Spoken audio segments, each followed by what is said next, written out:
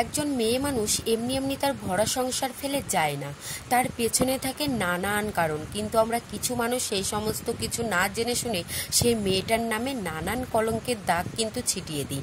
কেমন আছো সবাই? আশা করি সকলেই ভালো আছো। আমার চ্যানেলে প্রত্যেককেই স্বাগত জানিয়ে আরও একটা নতুন ভিডিও শুরু করছি। অসুস্থ অবস্থাতেও সংসারের সমস্ত কাজকর্মগুলো আমাকেই করতে হলো, কারণ আমার এই সংসারে সাহায্য করার মতো কেউ নেই, কারণ প্রত্যেকেই যে যার কাজে ব্যস্ত।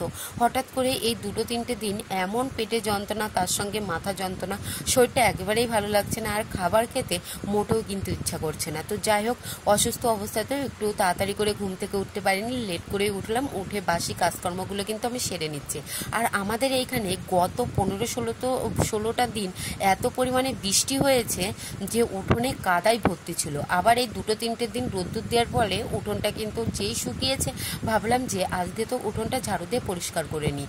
আর এদিকে যে নোংরাগুলো ছিল সেগুলো এক জায়গায় জড়ো করে দিয়েছে, আর এই পাশটাও ঝাড়ু দিয়ে কিন্তু পরিষ্কার করে নিচ্ছি। স্বামীর উপর ভিত্তি করেই একজন মেয়ের শ্বশুরবাড়িতে তার সম্মানটা কিন্তু নির্ধারণ করে। যেখানে তার নিজের স্বামী সম্মান করে না, সেখানে তুমি শ্বশুরবাড়ির বাকি মানুষদের কাছ থেকে সম্মান পাওয়ার আশা যদি করো, তাহলে কিন্তু এটা তোমার সম্পূর্ণই কিন্তু বৃথা। একজন মেয়ে মানুষ কখন তার ভরা সংসার ছেড়ে চলে যায় জানেন? আমি কিন্তু আমার শখের বেটাকে বিয়ে করেছিলাম অনেক আশা নিয়ে, পরিবারের অমতে সকলের বিরুদ্ধে গিয়ে কিন্তু আমি আমার প্রিয় মানুষটাকে বিয়ে করেছিলাম। ওই যে তোমাদেরকে বললাম যে কখন একটা মেয়ে তার ভরা সংসার ছেড়ে চলে যায় জানো? যখন দেখে যে তার প্রিয় পুরুষের চোখে তার প্রতি দিনের পর দিন অবহেলা হওয়া, অত্যাচারগুলো, উদাসীনতার সময় না দেওয়া, নানান কারণে কিন্তু সেই মেয়েটা তার ভরা সংসার ছেড়ে চলে যেতে কিন্তু বাধ্য হয়।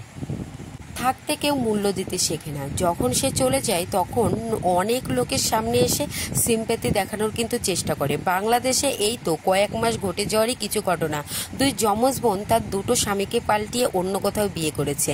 তো যাই হোক, তাদেরকে নিয়ে আমরা নানান সমালোচনা করেছি, বিশেষত আমিও কিন্তু তাদেরকে নিয়ে নানান খারাপ কথাবার্তা বলেছি। দোষ কিন্তু উভয় পক্ষের মধ্যেই থাকে। কিন্তু একটা মেয়ে এতদিন সংসার করার পরে সে তিল তিল করে জমানো টাকায় একটা বাড়ি তৈরি করছে, সেই বাড়ি ছেড়ে সে চলে আসবে, এরকম তো কোনো মেয়ে হতেই পারে না, তাই না?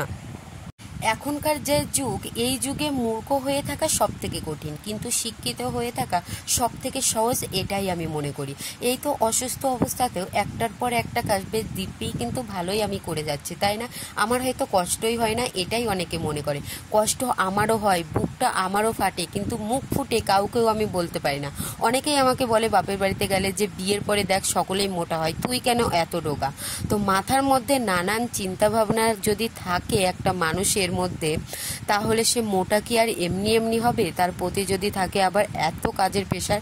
আর সত্যি কথা বলতে, আমি আমার সংসারের সমস্ত কাজগুলো ভালোবেসে করলেও মাঝে মধ্যে কষ্ট আমারও হয়। আমারও মনে হয় যে দিন শেষে আমিও একটু রেস্ট নিই, কারোর রান্না করা খাবার আমি খাই। একার সংসার, বুঝতেই পারছো, কষ্ট হোক যাই হোক, সংসারের সমস্ত কাজকর্ম, সমস্ত চাপ প্রেশার তোমাকেই কিন্তু সামলাতে হবে, যদি তুমি হও একটা বাড়ির একটা বউ। এদিকে তোমাদের সঙ্গে কথা বলতে বলতে আমার গতকালের যে থালা বাসনগুলো ছিল সমস্ত কিছু ধুয়ে মেজে নিয়েছি। আজকে আমি ভেবেছিলাম হয়তো আমার আজকে কাজের চাপটা কম থাকবে, তাড়াতাড়ি করে কাজকর্মগুলো নিয়ে একটু আমি ঘুমাবো, কারণ এই কটা দিন ঘুমও কিন্তু আসছে না। আর আমার ঘুমানোর একটা খুব বাজে অভ্যাস, মাথার উপরে বালিশ বা হাত না দিলে আমার কিন্তু ঘুমই হয় না।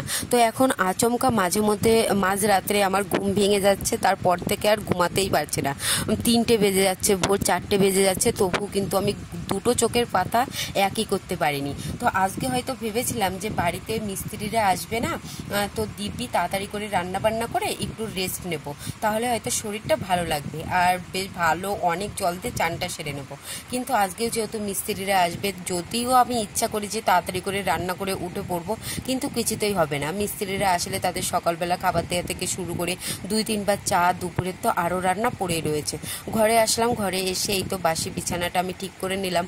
আর আমার হাজব্যান্ড কি আর বলবো, এমন আলসে করে এত লেট করে ঘুম থেকে উঠে যে বাসি বিছানাটা তুলবে, সেটাও সে পারে না। এইটুকু কাজও আমাকেই করতে হবে। তো ঘরের এই তো বাসি বিছানাটা আমি তুলে নিলাম, আর বিছানা তুললে ঘরের সৌন্দর্যটাই কিন্তু পাল্টে যায়, মনে হয় যে না কাজ করেছি। আর ঘরের বিছানা না তুললে যতই তুমি বাইরের কাজকর্মগুলো করো না কেন, ঘর যদি পরিষ্কার না যদি থাকে তাহলে কিন্তু তোমার মনের মধ্যে একেবারেই কিন্তু ভালো লাগবে না, আর মনে হবে যেন বড় কাজগুলোই করিনি। তাই তাড়াতাড়ি করে সংসারের বাসি কাজকর্মগুলো সেরে সোজা চলে আসলাম ঘরে, বাসি বিছানাটা তুলে নিলাম। এখন ঘরটাও ভাবলাম একেবারে ঝাড়ু দিয়ে পুছে বের হয়ে যায়। এমন একটা সময় গিয়েছিল আমার ওপর দিয়ে, তখন আমার পরিবারের নিজের মা বাবাকেও অবিশ্বাস করেছি, তাদের কথাবার্তাও যেন আমার কানে বিষের মতো শোনা যেত, মনে হতো যে তারা ভুল, এই মানুষটাই কিন্তু ঠিক। অথচ প্রত্যেকটা মা বাবাই কিন্তু সঠিক, তারা কিন্তু অবশ্যই চায় যে তার সন্তানের কিন্তু ভালো হোক, কিন্তু আমাদের মতো এই দুটো একটা সন্তানের জন্য পুরো মা বাবাই কিন্তু কষ্টেতে দিন যাপন করে, আর সেই সন্তানরা কিন্তু ভোগে, অবশ্যই কিন্তু পরবর্তীতে বুঝতে পারে, কিন্তু তখন আর ভুল শুধরানোর কিন্তু সময় আর হয়ে ওঠে না। তো যাই হোক, এখন অনেকেই আমার কমেন্ট বক্সে এসে বলবে যে তাহলে কি তুমি ভুল করেছো? ভুল তো আমি অবশ্যই করেছি, সেটা হচ্ছে আমার সেই সময় আমার পরিবার বা আমার মা বাবার কথা না শুনে হঠাৎ করে এইভাবে বিয়ে হয়ে যাওয়ার। জানো তো, আমার অনেক বেশি স্বপ্ন ছিল যে মানে নিজের বিয়েটা একটু জাঁকজমকভাবে হবে, কারণ আমার পরিবারে যে সমস্ত দিদি দাদাদের বিয়ে হয়েছে না কেন বেশ ভালোভাবেই কিন্তু হয়েছে, আর আমাদের গ্রামে আমার বাপের বাড়ির সম্পর্কে কম বেশি সকলেই জানে যে তাদের কিরকম নামডাক রয়েছে। তো যাই হোক না কেন, সেই স্বপ্নটা আমার কিন্তু পূরণ হয়নি। আমার বিয়ে ঘটে পটেই কিন্তু হয়েছে, ওই তো মন্দির থেকেই কিন্তু বিয়েটা হয়ে গেছে, যে নিজেদের যে একটু শখ আহ্লাদ ভালো করে যে বিয়ে, সেই স্বপ্নটা কিন্তু এখনও আমার রয়েই গেছে।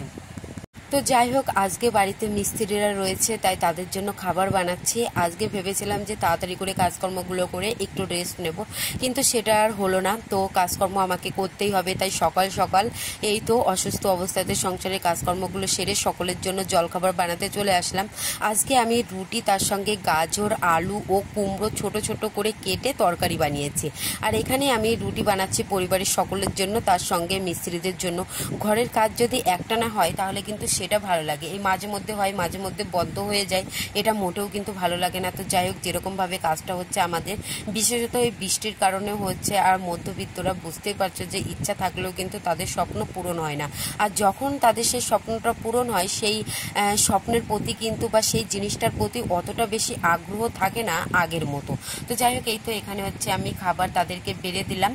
আর আজকের ভিডিওটি আমি সেরকম একটা লং করব না, তো দুপুরের রান্নাবান্না আজকে আমি সেরকম একটা শেয়ার করতে পারছি না, কারণ আমার শরীর ভীষণ অসুস্থ, ভিডিওটা করতে হয় তাই কিন্তু আমি করে যাচ্ছি, না হলে আবার ইউটিউব ফেসবুকে বুঝতে পারছো এঙ্গেজমেন্ট কমে যাবে, এর জন্য তাই তাড়াতাড়ি করে ভিডিওটা যেরকম পারলাম সেরকমই রেকর্ডিং করে তোমাদের সামনে তুলে ধরার চেষ্টা করলাম। যদি আমার ভিডিওটি তোমাদের ভালো লেগে থাকে তাহলে অবশ্যই চ্যানেলটিকে সাবস্ক্রাইব করেছে দিদিভাইয়ের পাশে থেকে সঙ্গে থেকো, এটাই হচ্ছে তোমাদের কাছে অনুরোধ।